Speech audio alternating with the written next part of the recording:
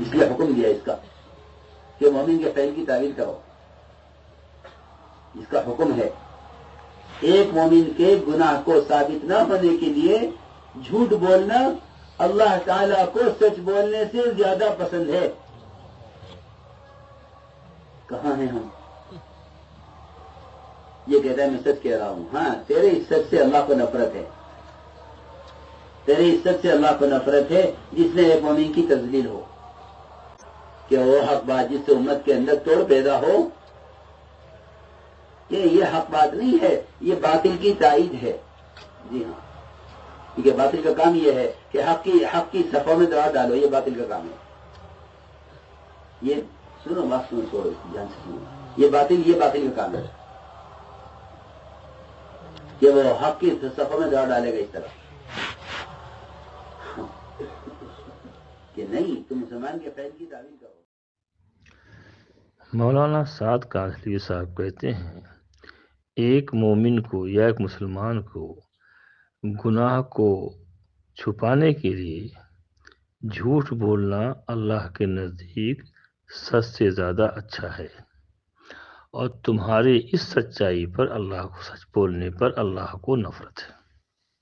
یہ سعد کاندھلوی صاحب کہتے ہیں جھوٹ بولنے کے لیے لوگوں کو اکسا رہے ہیں۔ اب جھوٹ کے بارے میں قرآن حدیث میں کیا ہے اس کی تھوڑی سی وضاحت میں کر دیتا ہوں۔ علماء فرماتے ہیں لعنت اللہ علی الکاذبین، جھوٹوں پر اللہ کی لعنت۔ یہ تو قرآن شریف میں ہے۔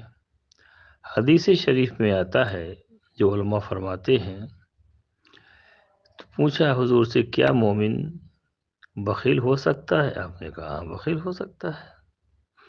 کیا مومن بزدل ہو سکتا ہے؟ ہاں مومن بزدل ہو سکتا ہے۔ کیا مومن جھوٹ بول سکتا ہے؟ فرمایا جناب رسول اللہ صلی اللہ علیہ وسلم لا کذب، مومن جھوٹ نہیں بول سکتا ہے، بخیل بھی ہو سکتا ہے، بزدل بھی ہو سکتا ہے، کم ہمت بھی ہو سکتا ہے، لیکن مومن جھوٹ نہیں بول سکتا ہے۔ ایک تو قرآن حدیث میں بتائے، اور مولانا سعد کاندھلوی صاحب کہتے ہیں کسی مومن کے گناہ کو چھپانے کے لیے جھوٹ بولنا اللہ کے نزدیک سچ سے زیادہ اچھا ہے، اور تمہارے اس سچائی پر خدا کی طرف سے نفرت، جو بھی الفاظ ہوں وہ میں نے بھیج دیا ہے۔ تو کیا قرآن حدیث میں جھوٹ بولنے کی ممانعت آئی ہے، اور مولانا سعد کاندھلوی صاحب لوگوں کو جھوٹ کی طرف اکسا رہے ہیں اور جھوٹ بولنے پر آمادہ کر رہے ہیں؟ کیا دارالعلوم دیوبند نے ان کے خلاف فتویٰ نکالا تھا کہ اہل سنت والجماعت سے ہٹ کے ایک الگ جماعت بنا رہے ہیں؟ کیا وہ جماعت بن گئی ہے؟ تو جو جھوٹ کی طرف لوگوں کو آمادہ کرے، ایسے کے مجمع میں جانا اور ایسے کی مجمعات سننا شریعت کے اعتبار سے کیسا ہے، آپ لوگ بتائیں۔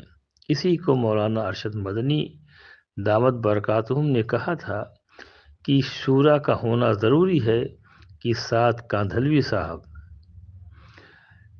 اس شورا کے اندر اپنی بات کو رکھیں، اس کے بعد بیان کریں، نہیں تو سیدھے ان کی مجمع میں جا کے بات اگر سنو گے تو وہی باتیں جو یہ گمراہی کی کر رہے ہیں، یعنی ان کی باتیں کچھ دین سے ہٹی ہوئی ہوتی ہیں، جب اس کو لے کے تم پبلک میں جاؤ گے، عوام میں جاؤ گے، ایک فتنے کا سبب بنے گا، جو آج کل بن رہا ہے۔ دوسرے بزرگ عالم مولانا سجاد نعمانی صاحب نے کہا کہ بغیر تربیت کے اگر کوئی بہت بڑا دائی بن گیا تو رب کعبہ کی قسم اس سے بڑا فتنہ اس روئے زمین پہ نہیں ہوگا۔ اب ان دونوں حضرات کی بات سنیے، اور مولانا سعد کاندھلوی کی بات قرآن حدیث کے خلاف جو میں نے دلائل دیا وہ سنیے، تو آپ لوگ بتائیے ایسے کی مجمع میں، ایسے کے اجتماع میں جانا چاہیے کہ نہیں۔ اور معرف القرآن میں مفتی محمد شفیع صاحب کہتے ہیں کہ تفسیر بالرائے کے مجمع میں جانا گناہ ہے۔ دارالعلوم دیوبند کہتا ہے کہ سعد کاندھلوی تفسیر بالرائے کرتے ہیں، تو ان کے اجتماع میں جانا کیسا ہے؟ علماء کرام فرمائے فقط والسلام۔